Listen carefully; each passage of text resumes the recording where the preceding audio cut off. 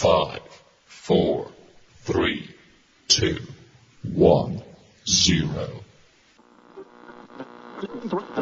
Ladies and gentlemen, I appreciate very much your generous invitation to be here tonight. You bear heavy responsibilities these days. Welcome to Stock Legends Radio Show, seeking answers, opinions, and the inside scoop, putting you in the front seat on Wall Street. In today's market, This is breaking news. Where is it going next? Ladies and gentlemen, welcome to the Stock Legends Radio Show. Introducing today's host, myself, Quick Draw. Also, today we have a special guest that we're very excited to have on the show with us. His name is Jake Shapiro, and he's the chairman of the board of FONU Ceo Incorporated, trading under the OTC Pink Exchange under ticker symbol FONU. Jake, welcome to the Stock Legends Radio Show. Thank you, and greetings, y'all, from Savannah, Georgia. All right, I'm sure it's nice and warm there. We could use some of that up here in New York. It's absolutely gorgeous. All the trees are blossoming, and it's just an absolutely beautiful spot in the country. Very lucky to be here. Well, we'll have to have you grab us some plane tickets one day so we can come and shake your hand. For the listeners that may not be familiar with you and your past, why don't you tell us a little bit about where you came from with the company and what your vision is for the company moving forward? Sure. So the name of the company is FONU, and we have a wholly owned subsidiary, Moon River Studios. Moon River Studios is a true public-private partnership that has gotten tremendous support from the governor, from the state of Georgia, from Effingham County, along with just tremendous amount of the local population. We're very, very appreciative of all the outreach and support that we've received. There was a 5-state bidding war amongst a variety of mayors, governors, senators, congressmen, economic authorities to bring our projects to their regions, of which Georgia was by far the most aggressive and gave us just a tremendous financial package for us. We are building an old-time inspired film studio. When you think back to MGM in the 30s and the 40s, when the studios really operated like factories. In fact, we've called our project an intellectual property factory. So we all know that in the film industry, there's new records being broken all the time in terms of box office openings, especially with explosive growth overseas. And yet, so many films do not make money or do not make money fast enough. It's all because of the cost side of the equation. So by utilizing our own equipment, by utilizing our own stages, and utilizing a number of our own full-time employees in a right-to-work state, we estimate we can save up to 30 or 40% cost savings from a film project, which when we talk about a $10 to $100 million film is a pretty substantial number. On top of that, we get a 30% tax credit for every single dollar we spend on that film production in the state of Georgia, including any money we spend for top-name talent. So it's a really phenomenal package. The entire package that they gave us consists of a 1,560-acre property, approximately the same size as Central Park, that they leased to us that was appraised at $22.1 million. They leased it to us for $10 million at 0%. We said, that's not good enough. What else can you do? They said, how about we waive all payments for the first 2 years? I said, what else can you do? They said, how about we give you $1.25 million in cash for site improvements? We said, that's interesting, but what else can you do? They said, how about we waive all property taxes for 20 years, which could be worth up to an estimated $30 million. We said, that sounds awesome. Then we said to the state, what can you guys do? They said, what if we gave you a $3 million cash grant as you hit certain job targets? We said, keep talking. They said, how about we give you $5,000 tax credit for every job you create per year for 5 years? And on top of that, you still get the 30% tax credit for every dollar you spend on film production in Georgia. We said, we're really, really interested, but can you make it a little bit sweeter? They said, in the history of the state of Georgia, which includes Porsche North America, Gulfstream Aerospace, Caterpillar, we believe you rank amongst the top 5 packages in the history of the state. We recommend you say thank you. So we did. And that entire package in August of 2013 was approved irrevocably by the state, by the court system here in Georgia. Woo-wee, that's some sweet Georgia tea right there. That's unbelievable. No, it's tremendous. The two other major events going on is we have signed a 2-picture deal with legendary director Penny Marshall, famous not only for directing Big with Tom Hanks, A League of Their Own, but being the first female director ever to break $100 million in box office. The film project is an approximately $21 million budget film that is about the very first woman inducted into the Baseball Hall of Fame. When you look at films like 42, Moneyball, etc., they all seem to be hovering right around that $100 million box office range. So we think we've got a huge home run on our hands, pun intended, with that project. And we've acquired the worldwide rights to a Nick Cassavetes film called Yellow. Nick Cassavetes, of course, is the director who directed The Notebook. Now, tell me if you cried when you saw it. I think I did shed a tear or two. It was pulling teeth to get me to watch. It was actually a very well done movie, though. I enjoyed it. Every guy has either seen it or won't admit that they saw it, but they probably cried. Every girl loves the film. And then recently, Nick also directed The Other Woman, starring Nicki Minaj, Cameron Diaz, and Kate Upton. Personally, I thought Kate Upton should have got an Oscar for it. Huge fan of Kate's. Anyway, the film is starring Sienna Miller, who was recently co-star of American Sniper, which has done over $430 million worldwide box office. The film also has Melanie Griffith, Ray Liotta, whom everybody loves, Gina Rowlands, David Morse. It's a really tremendous ensemble cast. And we expect that to be released sometime end of this year or first quarter of 2016. That's very exciting. What a lineup. Yeah, it's a tremendous film. If I had to describe it, it's a little bit in the same genre as Birdman. I mean, it's a very out there, cutting-edge, dark comedy, independent film style that is extremely non-formulaic. And given the fact that Birdman did so fantastic, both box office and at the Oscars, and how huge Sienna Miller has come, there's a really good chance that we may actually just be in the right place at the right time with this film project.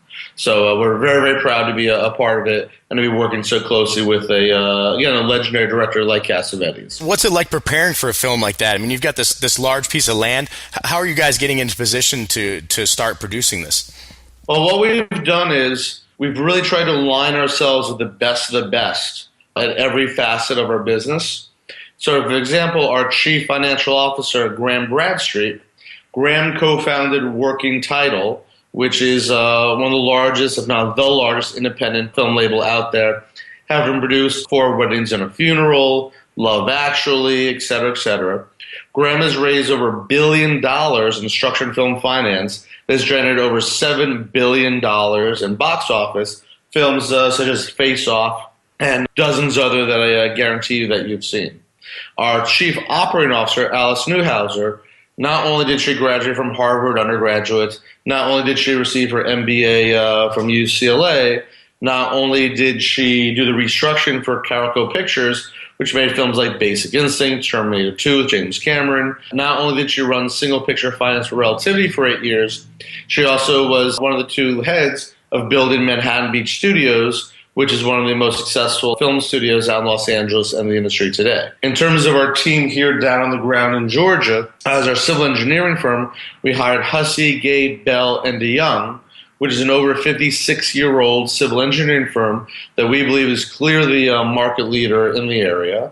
We hired Foley Designs, which not only built Savannah Quarters and worked very closely with all these zoning officials and public officials here, but they also were the architects of record for Pinewood Studios in Atlanta, which is probably the most cutting-edge studio that's been built in the world right now. Pinewood, of course, being the legendary studios where all the James Bond films are shot. And then as our general contractor, we hired Choate Construction, which has over $5 billion in bonding capacity. So again, we really believe we've hired the market leaders in every facet of our business. So in 2015 is really geared towards completing the civil engineering and design work, and by the end of this year to have our first stages fully operational. That's got to be an exciting time. I see here that you've put together a strategy to own all of your equipment and materials outright versus renting the materials.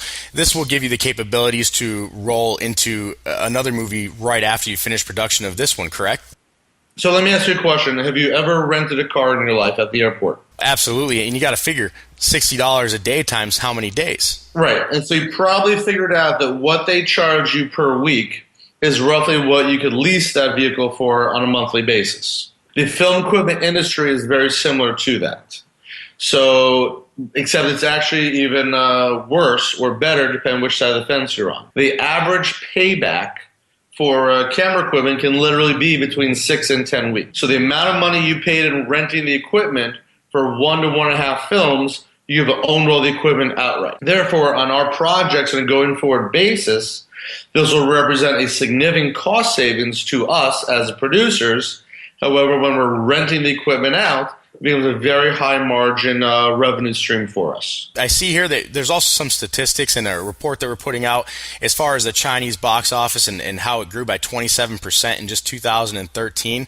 I know obviously this movie is going to be shot here, but do you have plans to confront an international market, or what's your methodology behind that?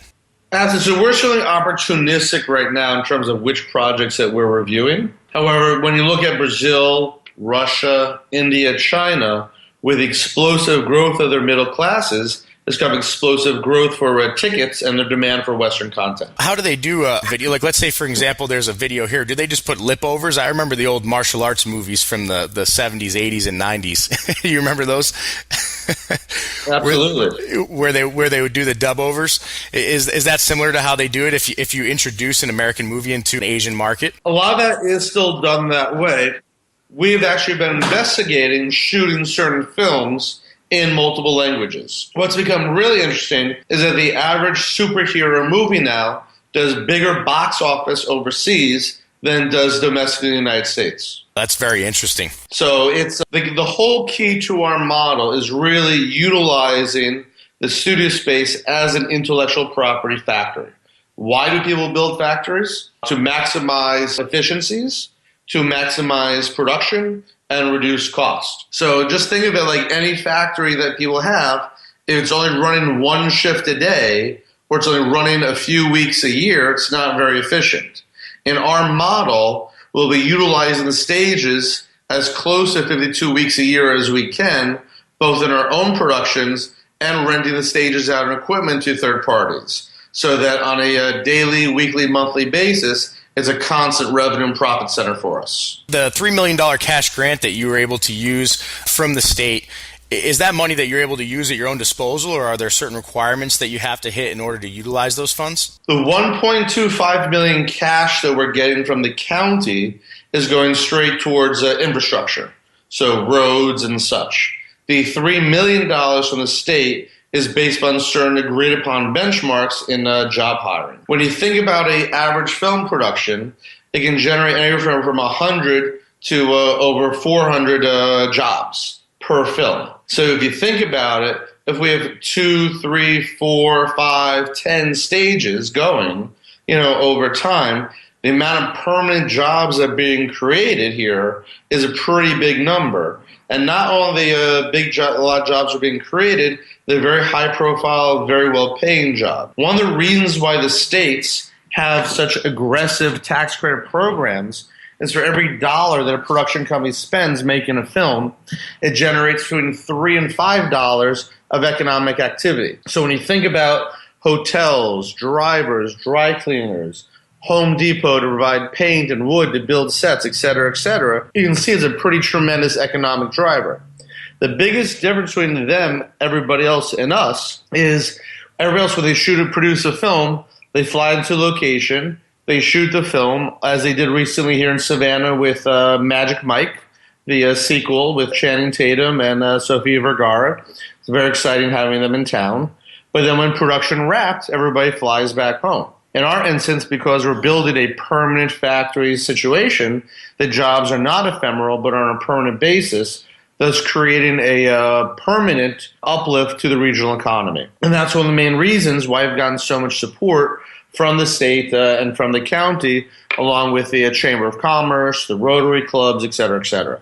This is really a very, very exciting thing for coastal Georgia. And we're also extremely probably lucky than smart.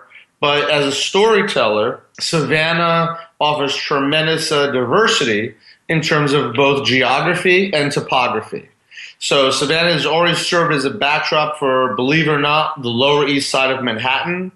There's areas that look like Brooklyn. It has a beach that can pass for the Hamptons or Coney Island or the North Shore of Connecticut or the Caribbean. It has certainly Civil War architecture and plantation architecture. There are mountains. There are rivers. So from a storyteller, to be able to have that type of diversity within a 1 to 3 hour drive is fantastic, because that also means tremendous cost savings versus having to fly crews all around the country or the world to capture that type of a geography or topography. The other major thing to point out is Georgia's #1 in the country right now for growth in the film industry, with over $5.1 billion with a B dollars last year just from film and television in the state of Georgia. Everything from The Walking Dead to The Hunger Games to Fast and Furious 7 to Anchorman 2, all being shot here in Georgia. In fact, I believe the governor recently was quoted as saying there's a current dearth of between 20 to 30 stages in the state of Georgia. So if you want to make a film right now, you probably couldn't because of the lack of supply. There's a massive mismatch of demand versus supply.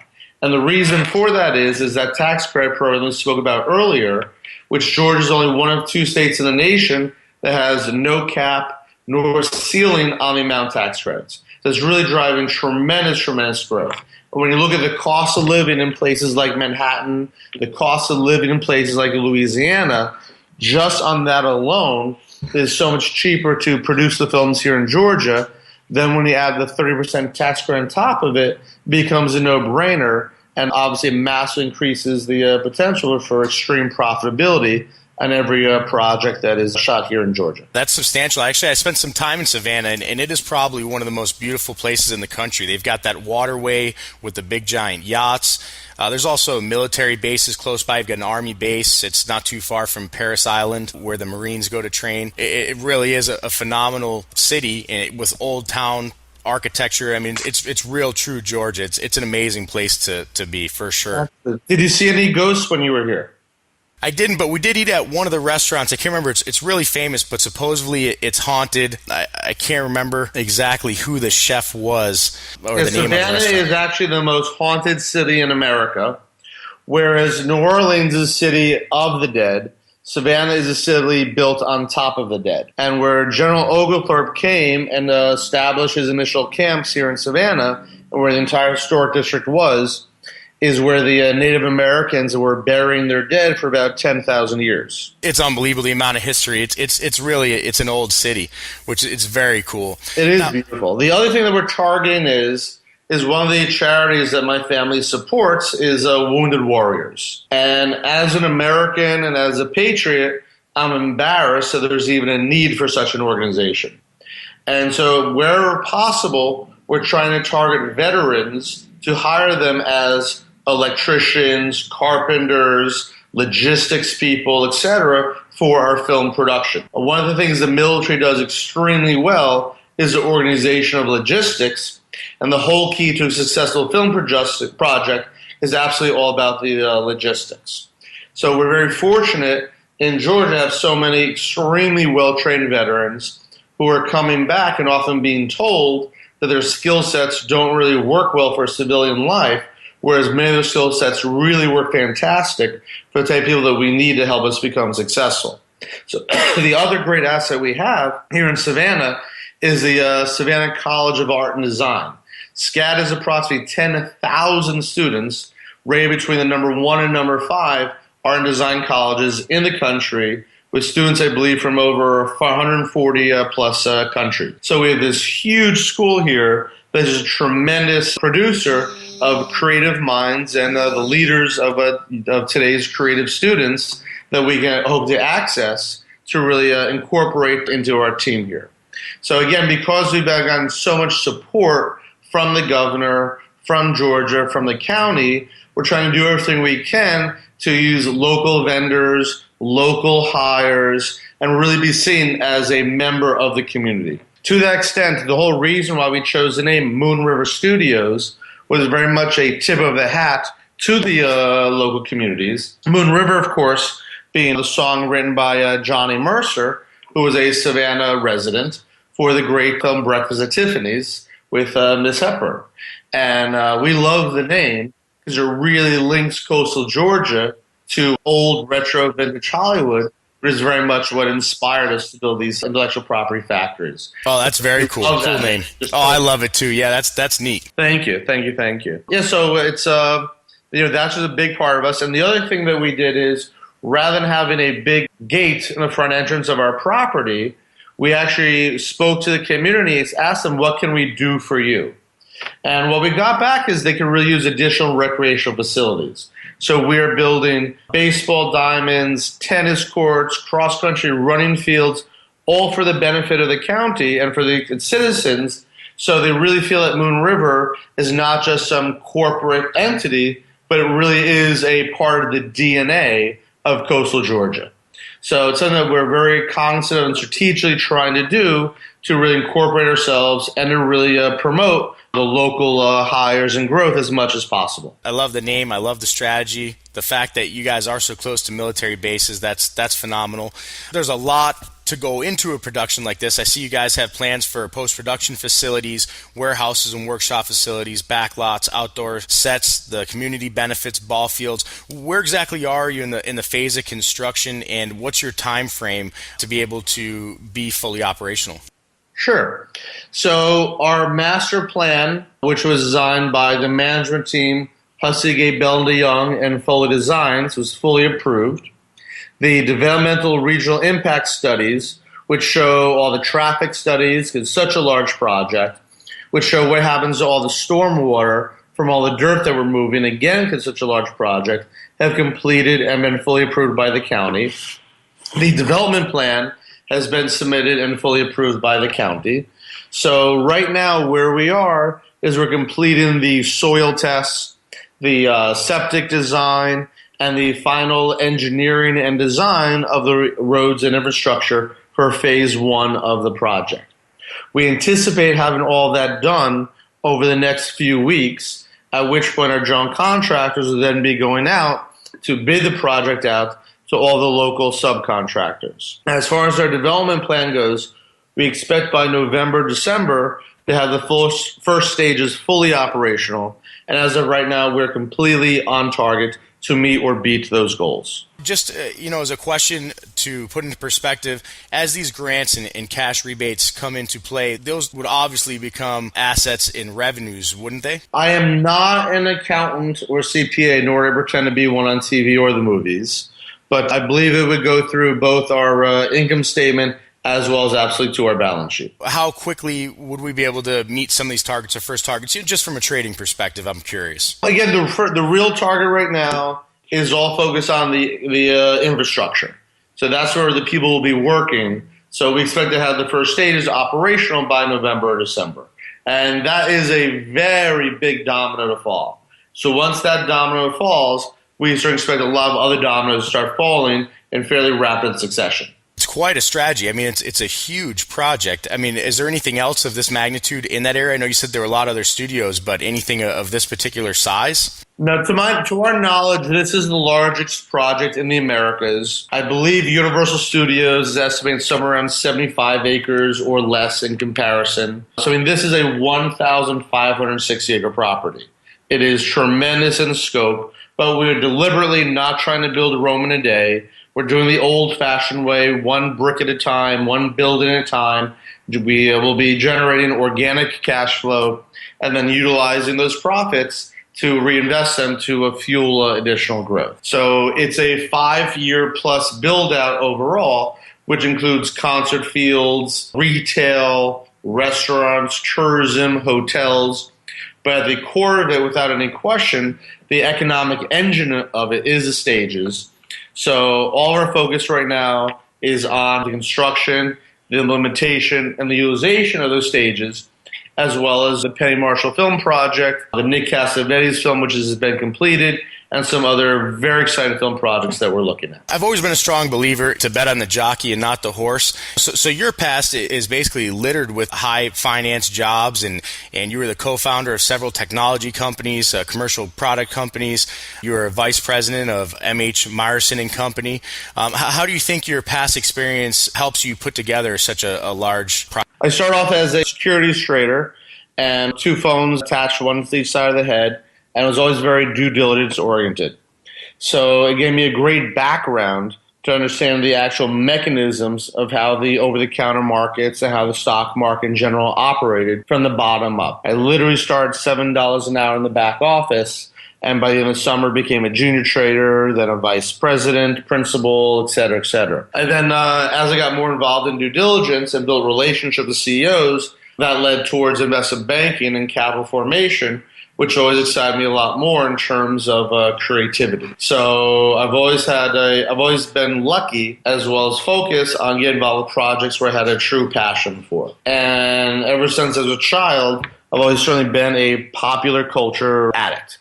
Whether it's music, whether it's TV, whether it's film, I just love almost all aspects of pop culture. My very first rock concert, I was 8 years old. My cousin had dated a boy who wrote a song about her that went #1 for over 40 weeks, I believe, in 1979, and her name was Sharona. So I'm sure you're familiar with My Sharona. Oh, yes, of course. Yep. Yeah, so that was my cousin. That was my first rock concert, my introduction to pop music. And then from there, much years later, I helped raise hundreds of millions of dollars for a consumer products company called the BCBG Max Azria. Then I'm starting my own rock label, which got acquired by a film production company, helped them raise many millions of dollars, and became very distraught with just the obvious level of waste that there is in the industry and how backwards the industry is in so many different ways. In fact, one of my favorite quotes is, 95% of my life is spent raising money for films, only 5% is spent actually making movies. What a horrible existence. And the person who said that was Orson Welles. Makes a lot of sense. Right, so nothing's changed, 50, 60, 70 years in the way films get produced and financed. So what we're doing here in Effingham County, here in coastal Georgia, we believe really has the ability to change forever the way that films are financed and produced by really maximizing these cost savings, by really producing them in an extremely efficient, cost-minded manner, which therefore by radically reducing the cost side of the structure should dollar for dollar radically increase the profitability of every specific project. There's a lot of money changing hands, and the amount of waste that could eat up all your profits in your very first film. I think a lot of films go belly up because of the amount of waste, and also having a property like this with these kind of grants and money on the table. I mean, that right there is your gateway. I mean, that's your key to the door. Absolutely. I mean, look at a film that came out fairly recently. It cost in the hundreds and hundreds of millions of dollars, and it was about 2 guys on 2 horses, named Lone Ranger. Exactly, yep. Why did that cost hundreds and hundreds of millions of dollars about 2 guys on 2 horses? Defies comprehension. But had that movie been made for $30 million, $20 million, even $50 million, it would have been one of the biggest successes in the industry on a return on investment ratio. So, but because we are actually investing our capital in the film projects, we treat every dollar like it is our dollar because there's a pretty good chance that it is. In the rest of the industry, there's very little relationship between the people who put the money up for the films and the directors who go ahead and authorize the expenditures and the producers who authorize the expenditures of the films. So because of that lack of the producers and directors having their own capital in the projects, of course they want to have 5,000 Indians, like real Indians, coming over the hilltop, then hire 10 of them and use VFX to do the other balance of them. Because we are the actual producers, we really do fight over every penny, every dollar spent to maximize the efficiencies and therefore maximize the profitability on a going forward basis. I think that really sets us apart from everyone else out there. a lot of these films come out with such big budgets that it's just, at the end of the day, you have to make hundreds of millions of dollars just to break even. But we look at, some great movies like Paranormal Activity, even Blair Witch when it came out. I mean, these were very low budget films that produced phenomenal numbers. Absolutely. At the end of the day, it all comes down to the script and the story and then the acting. But you have to have a great story. And some of those were great stories, especially they were stories that were in the right place at the right time. But, if you look at our team, we have an incredible team that has a extremely provable and proven track record of success. From myself to Alice Newhouser to Graham Bradstreet. If you look at our partners, we partnered with the number one civil engineering firm, the number one architecture firm, the number one general contractor. And we looked at the type of directors that we've brought to the table, from Penny Marshall to Nick Cassavetes. I think there's very few micro-cap, small-cap companies, and there's very few film production companies that can really operate at this extremely high and professional level that we strive for and are accomplishing every day. You also say here that you have a proven ability to fund these films through non-dilutive capital and foreign sales. How exactly does that process work, and do people take percentages of the rights? What is the actual nuts and bolts business end as far as how you will be getting the capital to build, produce, and market these films? Sure. So every project is unique, of course. However, as we talked before, we get a 30% tax credit on every dollar that we spend in Georgia. So that's 30% of the budget right there, which is a huge and absolutely fantastic number. On the foreign side, you go and you hire a reputable foreign sales agent that will then do estimates of what they believe the film will sell for, literally on a market-by-market basis. So say we think it'll generate this amount in Germany, this amount in the UK, this amount in Asia, et cetera, et cetera. And these numbers include box office, DVD, cable, VOD, et cetera, et cetera. So there are a number of banks who have the whole divisions that specialize in this type of lending. So they just give you a loan against those numbers, and they recoup their loan out of the foreign sales. Likewise, on the domestic side, you can either get gap financing from an industry-focused bank, or as well as potentially get the pre-sales and advances from domestic distributors, whether it's the Weinstein Company, whether it's Lionsgate, whether it's Sony, whether it's Fox Searchlight, et cetera, et cetera. So there's a lot of very interesting film finance mechanisms that are really driven primarily by the script, the cast, the directors, the genre, et cetera, et cetera. So we are extremely opportunistic, really just looking for the right projects that we believe we can generate the highest ROIs for ourselves and for all of our shareholders. A lot of people, when they focus on movies, they focus on box office. But realistically, a movie can create revenues for a long period of time. I mean, you would know more than me. How long can you profit off a movie? Because you've got so many different vehicles to be able to get the movie in front of viewers. Netflix, you've got DVDs, you've got Redbox, you've got all these different opportunities. Would you be able to collect revenues off of each of those streams? And for how long could you create revenues off of a particular release? You bring up a great point.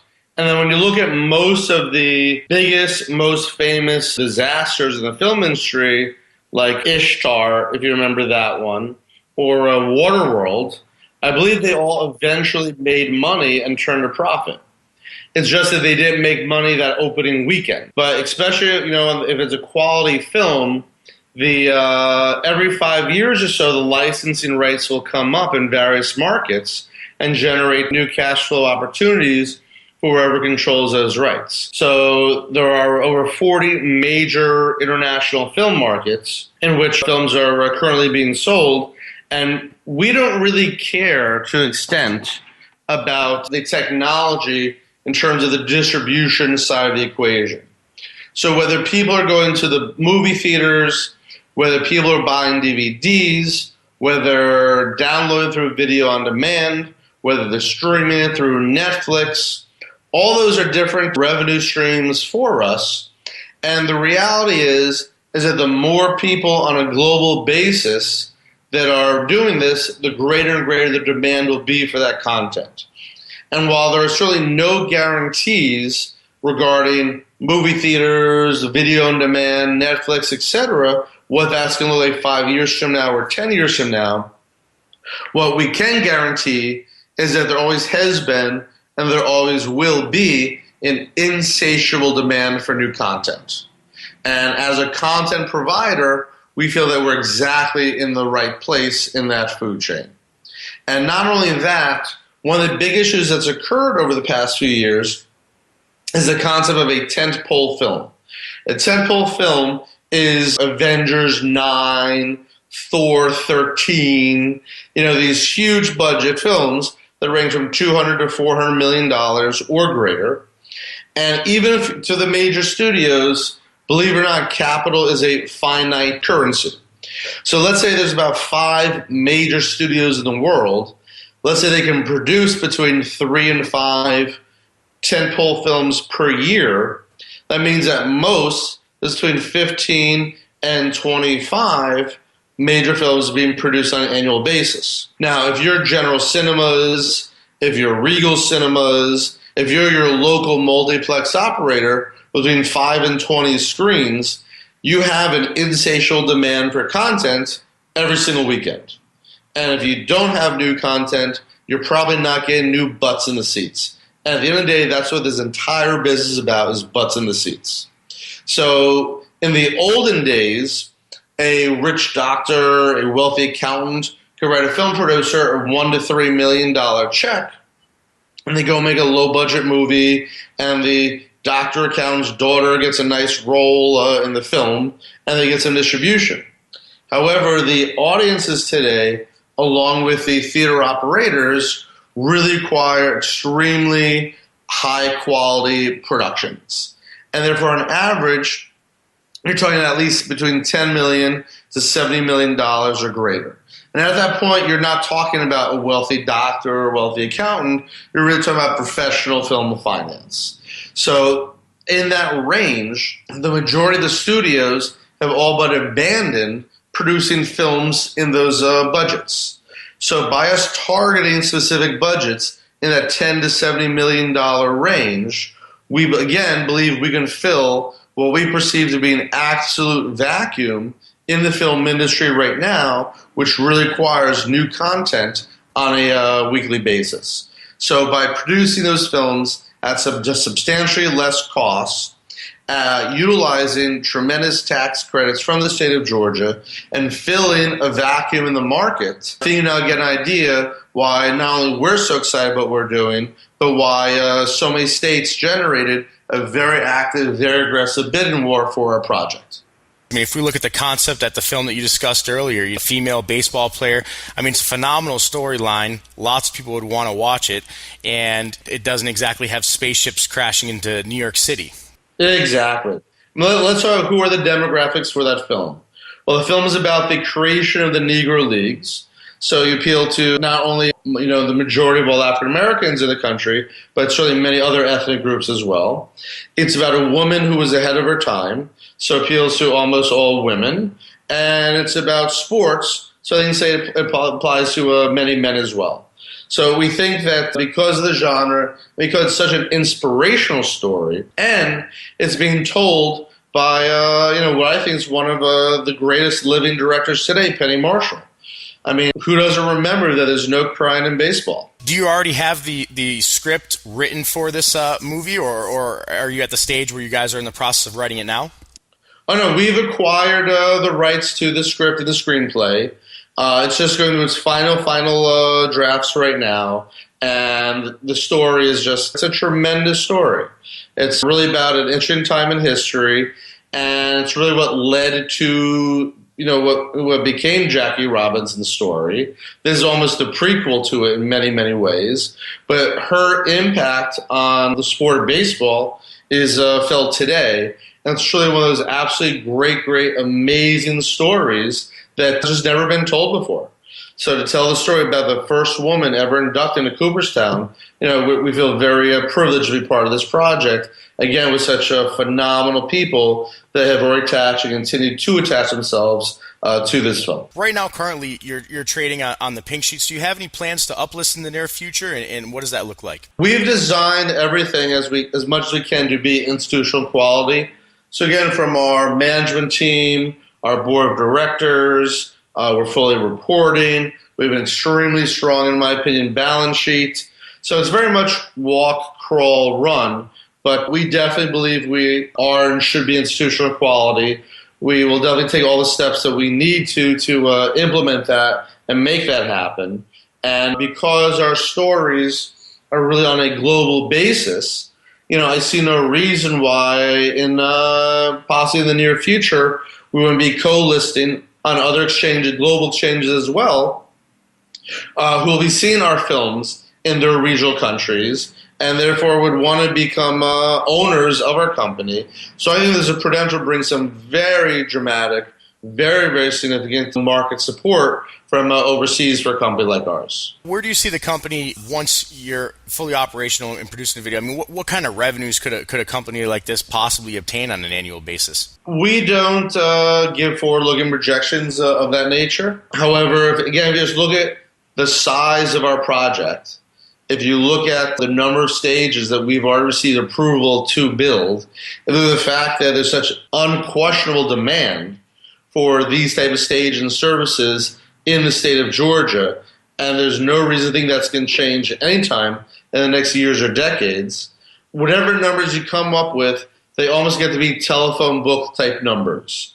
They get to be silly type numbers. That makes a lot of sense. One of my very good friends who used to be chairman of the NASD, he was a wonderful gentleman from Charlotte, North Carolina. He would always say that, y'all seem like a real smart group of folks. And I bet if we all sat here all day and we had opened up a couple bottles of wine or whiskey, we could probably each come up with an idea that would make $1 million. And you know what? It'd probably work. The difference is you got to do it. And that's exactly what we're doing. We have shown that we can take a concept and from that business plan and get really smart people after having done tons of due diligence on us to give us very aggressive packages to woo us to move our studio to their states. We've shown our ability to close the deal. We've shown our ability to produce films. We've shown our ability to sign some of the top directors in the world. And we've shown our ability to attract the number one and the best of the best at every level that we're at. So in terms of the future, I say very much look at what we've accomplished in an extremely short period of time. And to all of us, the future is ridiculously exciting. It looks like a phenomenal opportunity. Right now, the stock's trading at around 3 cents. Within the next year, I mean, if the investment can increase, these revenues start coming in, I mean, the stock could reach some phenomenal levels. It's very exciting. How does it feel to be you right now? I mean, is there a lot of stress going on? Is there so much going on with the project? Or are you starting to feel relief because things are starting to finally fall into place? What's it like to sit in your seat today? Oh, no, everything is going fantastic. We've actually been paying our civil engineers faster, I believe, than they can even spend the money. So we've definitely been approached and continue to be approached by major institutions who are looking to provide capital for this project. We continue to generate tremendous local support. We generate tremendous local press coverage. And even just in the last 30 days, our liquidity has gone from, I think, 7,000 shares a day to, I believe, close to 1 million shares per day on average. So we're definitely starting to attract attention both locally, statewide, and certainly nationally from microcap investors looking for a value play. And as discussed in the future, I certainly think that overseas investors would be very keen in investing in our project because it really is a global, our sales are on a global basis, but beyond any question. Is there anything that you'd like to say today to some new investors that might be coming on board? Maybe you just want to welcome them on board, give them some kind of insight over the next 6 to 12 months? Well, I would say that, almost anybody who asks you to invest in a film project, the very first words out of your mouth should be no thank you.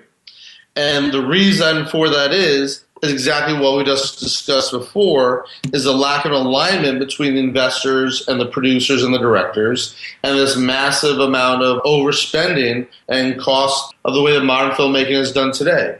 But I'd say, please, if you do your due diligence, if you really look at what we've accomplished, look at the strength of our press releases, and you'll see that almost everything we put out is extremely material. We're doing a very thorough job, in our opinion, of communicating with our shareholders. And you see that our team has an absolute history of building studios, of producing films, of literally generating in the billions of dollars of box office. And then when you compare that to where our market cap today is, I think it's obviously I'm biased, but I think that we're potentially very undervalued and have a tremendous potential upside. So for an investor looking for a good value play where they can put their money and hold on tight and wait for things to really start to develop and pick up speed here, this might be an outstanding investment. One of these projects, once things start to gain traction and you're off to the races, people will be chasing a stock like this for a long period of time. Once the revenues start to come in, it's just going to be a snowball effect. Yeah, I agree totally. And that's why, as we talked about earlier in our conversation, once the first stage is operational, that is a huge domino to knock over, because every time we announce a new film project, whether it's De Niro, whether it's Pacino, whether it's Richard Gere, whether it's Brad Pitt, those are the type of projects that we look at. Those are the type of people that are filming here in Georgia, and we expect to be the absolute market leader for coastal Georgia, for film production. And not only these extremely sexy, extremely buzzworthy, extremely high-profile projects, but we certainly believe they'll be generating tremendous returns for our shareholders as well. The volumes have increased tenfold just over the last 30 days, so excitement is picking up. Seems like you guys are really on the rapid course to get this accomplished. Jake, it's been our pleasure having you on the radio show. We'd love to invite you back. We always think it's such a vital aspect of investing to be able to open a line of communication with your investors, which you're very conscious of. You've been on a few radio shows. For me personally, as an investor, when you read a press release, you can only grasp so much from a paragraph or two of information, but hearing you on a radio show like this, you're able to get the full color picture and make an intelligent investment decision. It's been great having you on the radio show. We'd love to invite you to come back here in the near future. Really appreciate it. Thank you so much. And I hope for having you all come down and celebrate our grand opening ceremonies later this year. And I hope all your listeners buy tickets to Yellow or watch it on video on demand or stream it. Again, it's Yellow with Nick Cassavetes, with Melly Griffith, Ray Liotta, Gina Rollins, David Morris, etc. And I'm sure you'll enjoy it. Now, Jake, also for investors listening today that may want to put in some large money into your company or contact you directly to talk about some other additional opportunities, is there a place where you'd like to send the investors to contact you directly?